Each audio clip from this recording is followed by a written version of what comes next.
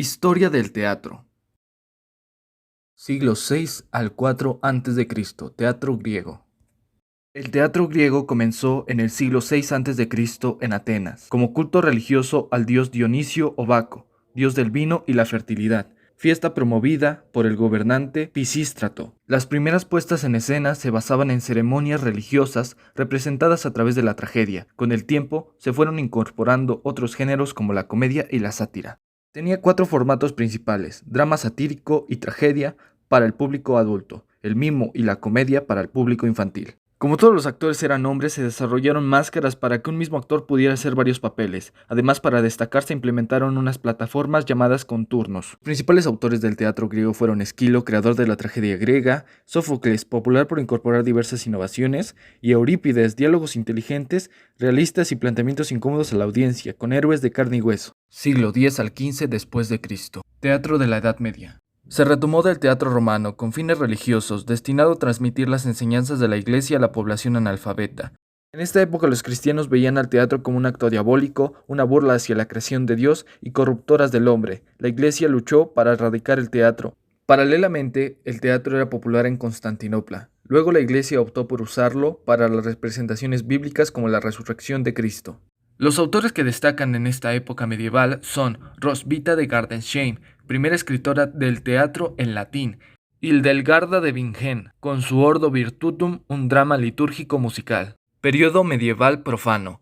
El teatro comienza a ser libre de toda influencia eclesiástica. Los dramas de los autores líricos se vuelven populares, sin personajes ni trama bíblica, con actores profesionales, y además de esto representaban la realidad del pueblo. Los autores que destacan son Gil Vicente, reconocido como auténtico poeta lírico; Lope de Rueda, un autor dramático, poeta y comediante español.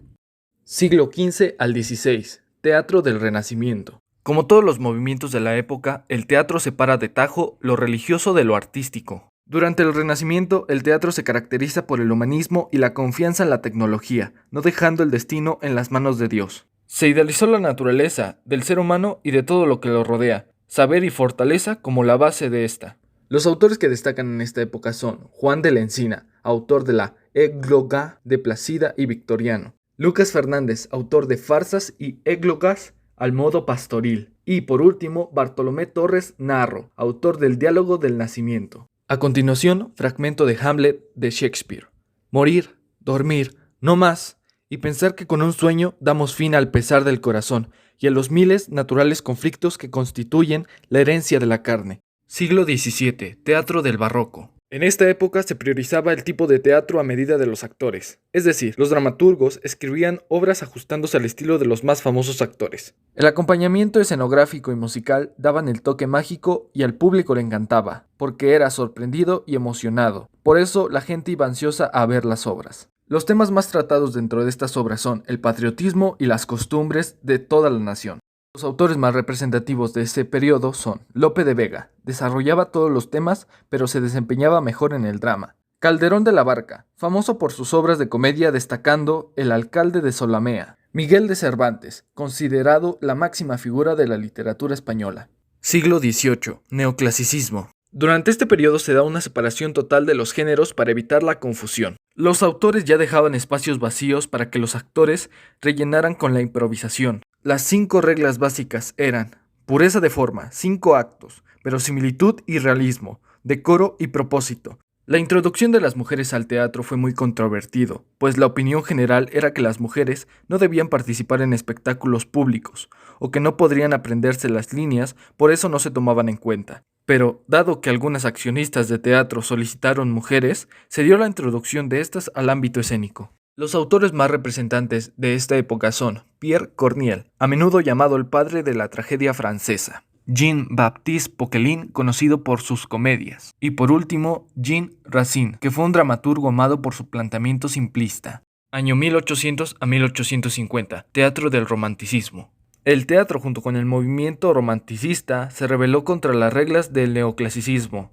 El argumento para la liberación artística era que la liberación otorgaba subjetividad, emoción y razón, típicos de la naturaleza sin restricción. La naturaleza como inspiración, Búsqueda de respuestas en el pasado, estética trascendental, rechazo a las formas clásicas, lenguaje elocuente y retórico son características que distinguieron a este movimiento. Los autores más destacables de la época son Víctor Hugo, que hizo contribuciones vitales al romanticismo, con obras que exploran la naturaleza del humano, del bien y el mal. Alfred de Vigny. Sus obras como Grito de Guerra lo convirtieron en el héroe entre los jóvenes literarios franceses. Alexandre Dumas. Su éxito, Henry III, y su corte le dio la fama y fortuna de la noche a la mañana. Fragmento de Un drama romántico, Don Álvaro y la fuerza del Sinó, obra de Ángel de Saavedra. Qué carga tan insufrible es el ambiente vital para el mezquino mortal que nace en el signo terrible.